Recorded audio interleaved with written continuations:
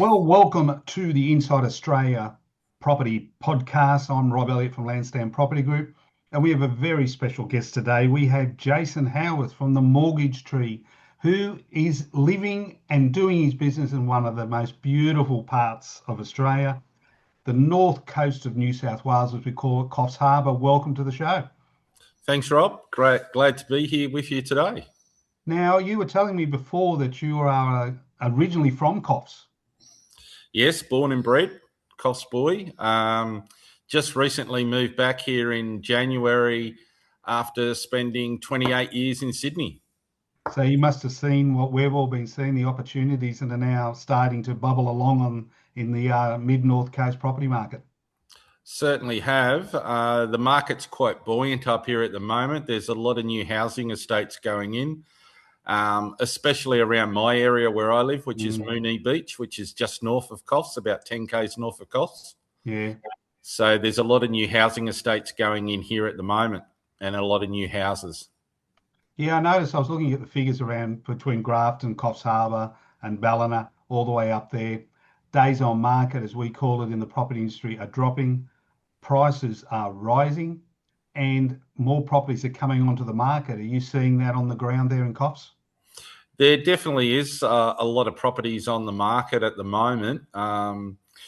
You've got the older properties that are probably 50, 60-year-old properties that are what I class as being a bit of a bargain for people to get into the area. Yeah. You will pick up those properties generally from high sevens to 900K. Yep.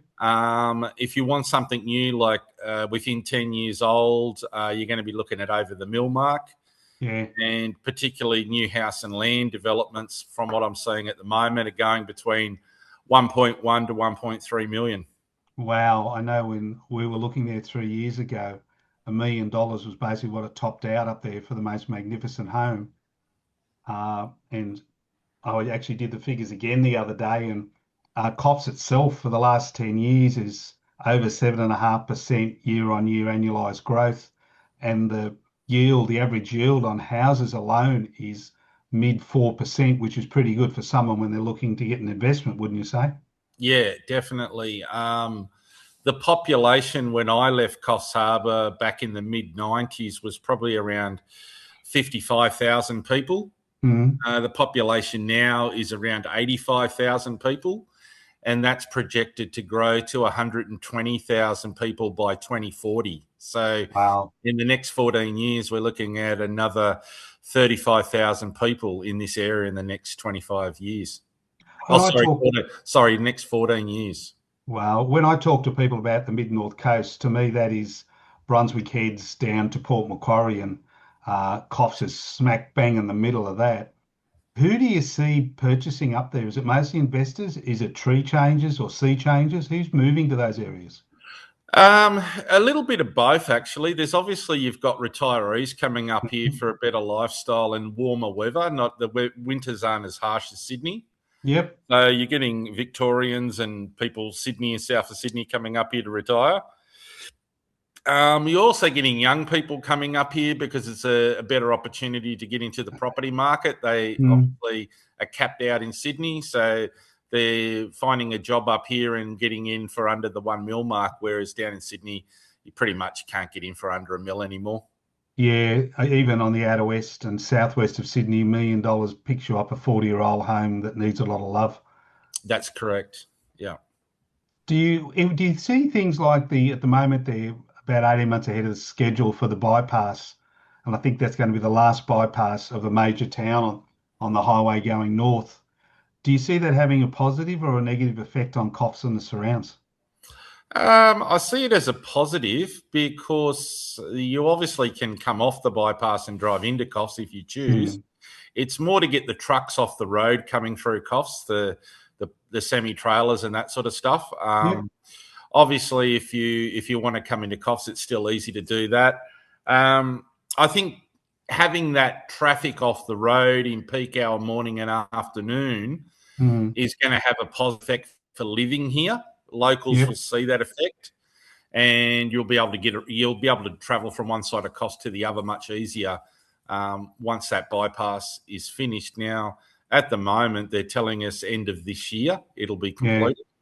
There is a lot of work going on at the moment. I'm seeing that lots of sections of road are being completed within a couple of weeks. Like they're completing like half a K to 1K section tarred road. It's all done within a week or two. So Wow. they're really getting into it. They're working at night sometimes. So sometimes I've driven past there at 8 o'clock at night, and these guys are still working with the lights on. It'd be amazing if they could get it done for the Christmas rush. Well, I think that's what the council and the government would like to see as well. So, being a mortgage broker, and you've been in the industry a long time, with someone that came and said to you, Jason, I'm looking to buy in Coffs or the surrounding areas as an investment, and it's my first time. What type of property I know what I would recommend to them, but I like to hear what mortgage brokers would say. You're on the ground, so you see the properties. You've actually gone down, Yep. one of the properties I bought for my client up there near Coffs. Yeah. What do you think's the best opportunity from someone who is a local if you're coming into the market on the mid-north coast? What would they buy? If they're living in Coffs themselves as an investor, I would. It depends on obviously individual circumstances and finances and all the rest of it. But if I was someone that could buy what I wanted to buy, I would definitely buy a house with its own land. Now, whether that is something that's 40, 50, 60-year old and you can do it up, a doer-upper as we call them, and improve it over time to get in as an investment, rather than a unit or a strata title property. Because what are your thoughts on duplexes and all that, which have normally the only strata on them is insurance? Duplexes are fine if you can get a good enough buy. I mean, I wouldn't discount duplexes or even villas if they're on a Torrens title.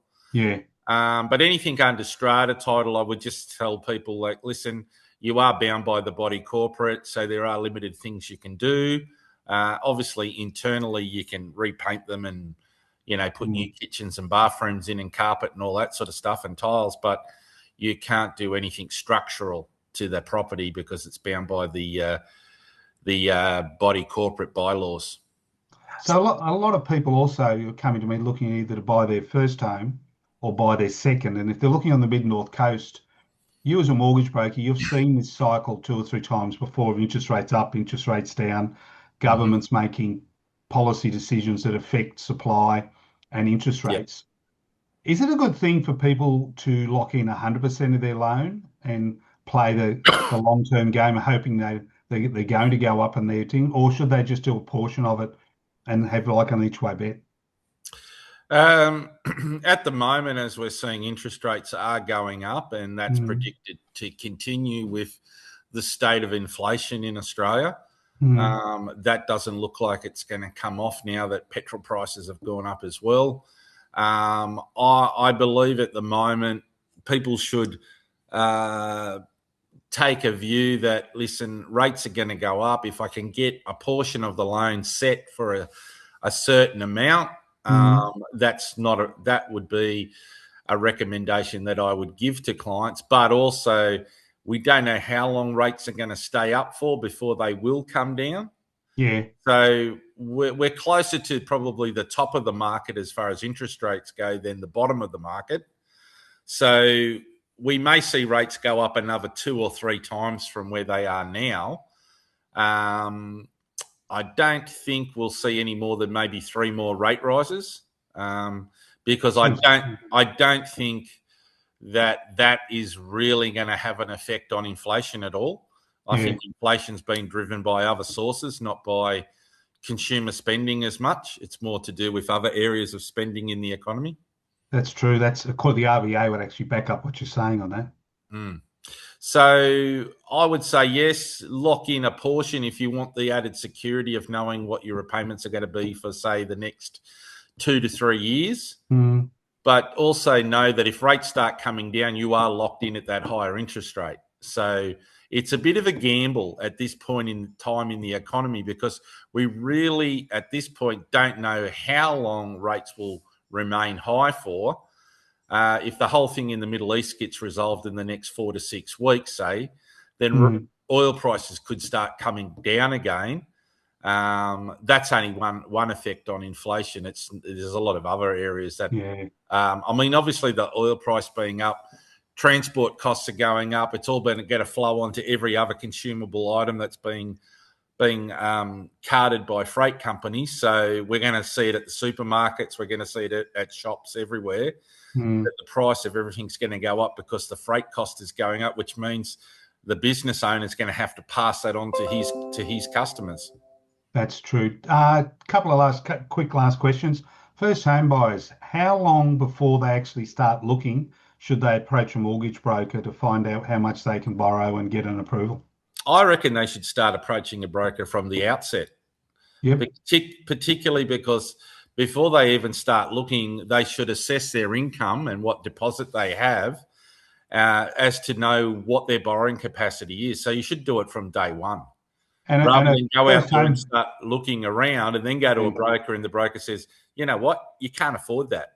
So you've started looking at areas of properties that that the broker said you can't afford. So I'd rather tell people up front where to start looking based on their borrowing capacity. So you've got the ability within your business to get them what they call a pre-approval subject to the property that they're looking at. That's correct, yes. And pre-approvals last for 90 days. And what about someone who is trading up, as we call it? They've got their first home, they're looking to buy their second, and it's the old conundrum, do I sell first, do I buy first? What options does someone have if they've got their house that's just gone on the market, but they've found the house of their dreams and they have to buy it? You're sort of stuck in between there. They can't buy one without the other, but there has to be other options around to ensure that they can still get a little bit through. There's definitely options. We have things called bridging loans, which means you can still borrow against the equity in your home while you're selling it to buy another property. So what happens then is with the sale of the first home and what money you get from that, you'll pay out your existing mortgage if there's a mortgage on the home, and any surplus funds will go to reduce the mortgage on the second property, and then you'll end up with your end debt, so to speak, at the end of the day. And what's the most important thing someone should do before they apply for a loan? So, well, what they should do is they should have a look at their credit rating, first of all, and see if they've got any blemishes on their credit file before they even go and approach a mortgage broker. So I'd suggest everybody goes to equifax.com.au, and Equifax, you can purchase for free every 12 months a copy of your credit file. So these are the most important questions I'm about to ask you now. What's your favourite cafe on the mid-north coast? I said cafe. I'm going to get to the other one in a minute. Well, I haven't ventured to too many at the moment, but I would say that Oliver Brown's at the Park Beach Plaza is pretty good. And that's northern side of Coffs Harbour. That's the northern side of Coffs at the big shopping centre, Park Beach Plaza. And which establishment has the coldest, nicest beer on the north coast? Well, from doing personal the round, experience, from the very few places that I have ventured to at the moment, of course, it would probably be between the Coffs Harbour Ex-Services Club, the CX Club, and the Seaview Tavern at Woolgoolga. And is it a true Seaview Tavern? You can actually see the... No, you can't see the sea. Not anymore. There's too many trees in the way. So probably when they built it, you could. But it is a great hotel for live entertainment. Every Friday and Saturday night they have live entertainment. It's been totally refurbished. The food is the best there. Yep. I have had the best oysters that I've eaten in the last five years at the Seaview. Well, they'd be pretty fresh, wouldn't they? And I found out where they were from. They were the sweetest oysters I've ever eaten, and they're Nambucca River oysters. And if someone said to you, I'm thinking of moving to the north coast of New South Wales, what would you say is the best thing about living where you live now? I just think it's quality of lifestyle. You don't have the hustle and bustle of the city. You can access beaches very quickly if you want to go to the beach. There's beautiful surroundings. You've got rainforest. You've got a wide selection of places to eat at. There's a multitude of sporting organisations here. You've got soccer, AFL, rugby league, rugby union. In summer, you've got cricket, you've got hockey, you've got basketball, netball, you name it. Baseball, everything's here. Wow. Well, we're You going to got wrap. the Southern Cross University here as Yep. well. A TAFE. You've got everything you need for education. You've got a multitude of private and public schools here as well. So if anyone's, we're going to wrap this up now. We're nearly out of time for the podcast. If anyone wants to get in touch with you, being a mortgage broker that's actually based on the Mid-North Coast and knows it as well as you do, how do they find you? Okay, they can find me online in Facebook. Just search The Mortgage Tree. Okay. Yeah. They can get me on my mobile, which is 0410 477 511, or via my email, which is just Jason, Jason, at themortgagetree.com.au. Mate, it's been a pleasure talking to you, and I look forward to having a beer at the Plantation Hotel. We can definitely have a beer at the Plantation Hotel next time you're in Coffs. You have a great weekend. I'll talk to you later. You too, Rob. Thanks very much. Thank you.